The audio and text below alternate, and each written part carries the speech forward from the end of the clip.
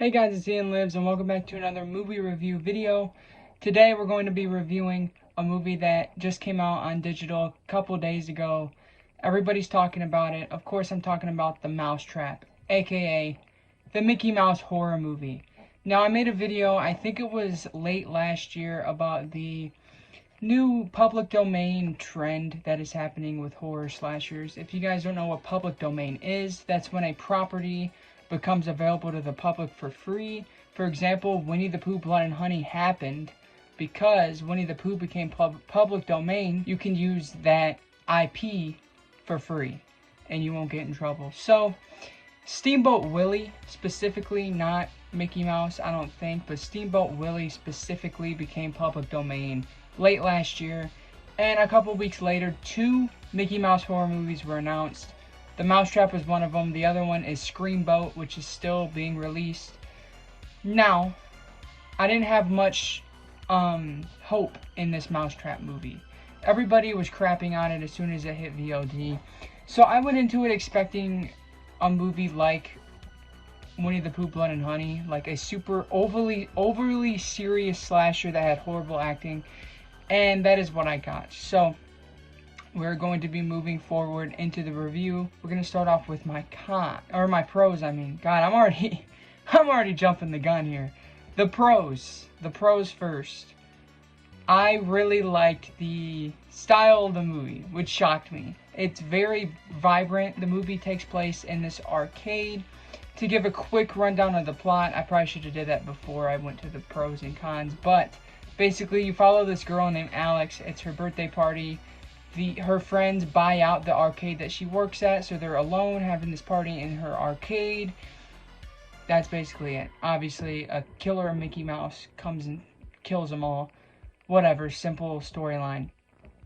But I did enjoy the arcade scenery. Neon colors, they utilize it pretty well. And yeah, I just fell in love with the colors of this movie. Easily my favorite thing about it, because I always like carnival scenery or arcade scenery. There's like the vibrant neon colors I always love in horror movies especially. I thought that really popped here, and they really used the scenery up pretty well. My other pro is kind of a con as well, but it's a pro, sort of.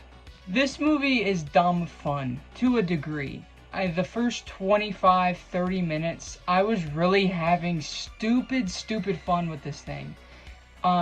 Which obviously we'll go into the cons, and it was apparent from the beginning of the movie, some of the cons were super apparent, and I was just having a blast with how ridiculous and kind of bad it was. Again, I can't really say much without going to my con, so I'll just go with my con, segue into the first one. This movie gets worse as it goes along. It's, again, started off pretty fun.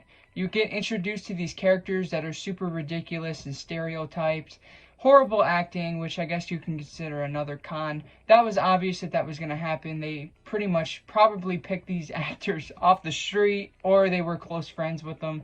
Because, not to be disrespectful to these actors, they did not do a good job at all. I just found it to get messier and messier as they started revealing stuff, as stuff started progressing toward the middle and toward the end of the movie. So yeah, the first 20-30 minutes, again, you're going to get some dumb fun. I feel like that's guaranteed, because it's super entertaining and you're just super excited to see what's in store. Unfortunately, when stuff starts happening, the quality dips completely. Obviously, again, the acting, which I already dwelt on a little bit, but even like the design of the killer, I hated. And it's like the cheapest Mickey Mouse mask you could possibly get. I don't know why they decided to go with this mask that looks like you could buy it out at Dollar Tree. I mean, it barely even looks like Mickey Mouse or Steamboat Willie, because that's what they were doing, because that's the public domain. But still, it's just that cheap looking mask on a cheap hockey jersey. It's a horrible killer design. Usually, like with killers, you want them to look interesting, so you're excited when you see them again, and you get kind of freaked out by how they look. For example, Art the Clown right there. Every time he pops up on screen in those Terrifier movies, you're actually scared. You're excited to see him the next time. You're excited to see him kill somebody. This guy just looks like a normal dude in a cheap costume with a cheap looking hockey jersey, and it's just not interesting at all. Another thing I did not like at all, too much plot. That's what these public domain horror movies are focusing too much on so far. Winnie the Pooh, Blood and Honey, I had the same critique with that. That movie would work so much better as a full-fledged horror comedy. Same with this Mousetrap one. Have fun with the concept that you're making a Mickey Mouse movie, horror movie, slasher. Have fun with that. Why do you go over the top serious, having all these layers of story with twists in between? And this movie even has it to where the movie starts with one of your protagonists talking to a cop behind the jail cell, and then she tells the story as it goes along. It was very messy. It was very unnecessary. Something you don't necessarily look out for in slasher movies. And again, the plot, they just focus too hard on it. Have fun with this. Throw Killer Mickey Mouse in an environment and have him kill people. Leave the plot for the high budget, serious movies. I don't understand why these studios are taking these properties and making these drop dead serious movies. Not to say that there's not some jokes in here, because there definitely is. There's a douchebag character that kind of throws jokes quite a bit. And there's this whole bit in the beginning where they do the whole Star Wars thing because Mickey Mouse is Disney, which I thought was pretty fun, even though it dragged on a little bit too long. The main meat of the movie is so serious. I think that these would work so much better as horror comedies. I thought that was the direction that Winnie the Pooh 2 was going to go in, but it went even more serious. One of my biggest frustrations with this movie was the damn ending. I was like hoping, again, I know I just said that I didn't like the story or whatever, but if you're going to start a story, you might as well finish it. This movie ends with a character dying from the killer. And you don't see how any of the other characters end up. You don't see what happens. You don't see anything, which just means that they're probably going to make a sequel.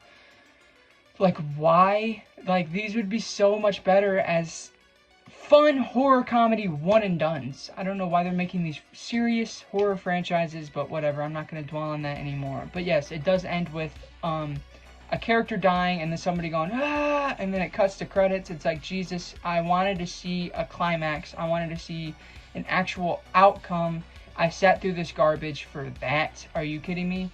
I also hated the whole, again, going back to the story thing, the whole story behind the killer.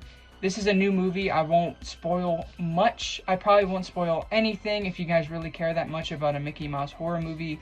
This killer basically works as Jason, but in a much more front-forwarding way.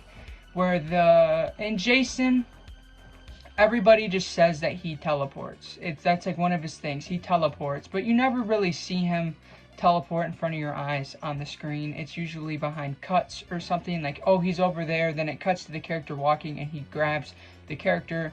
In this one, you literally see this dude teleport, and it just was really goofy and silly, but I could tell that they were trying to be serious with that, so it just kind of diminished everything. Again, if this movie had a more comedic tone, which it definitely has, again, more of a comedic tone than Winnie the Pooh, but still, I wish it jumped the comedy just a little bit more. Than that teleporting thing, I probably would have chuckled at, but it was just so silly and ridiculous whenever he teleported, and they would have these cheesy sound effects over it. It was like, Jesus Christ.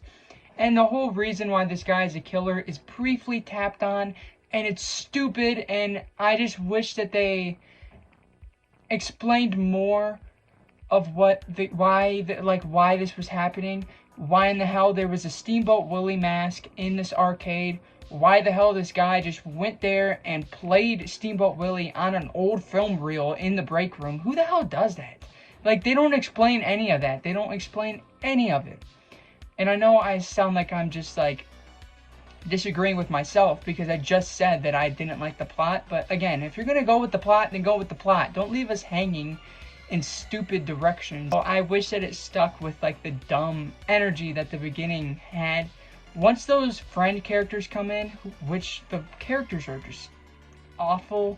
The dialogue, obviously, was written by somebody who was not experienced in this. There's a lot of conversations that are just the characters repeating themselves. Like, how do you know that? Well, I don't really know that. Yeah, but like, what do you not know? like that thing. Like they just keep repeating themselves just to fill in a conversation because the writing is horrible. And these characters are just excruciating to sit with. When it's just the two female workers, I enjoyed this movie. It's like right after the first kill happens, first scare happens, and the friends get into the picture, that movie drops down completely.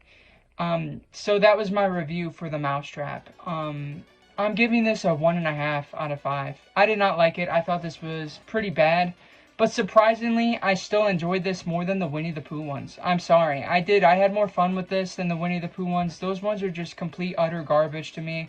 I didn't really get any enjoyment besides the gore factor, which was still hit or miss in those movies. This Mickey Mouse movie doesn't focus on gore all too much. Obviously, I didn't mention gore. There's one cool kill toward the end, but it has horrible CGI, so I just didn't even talk about it.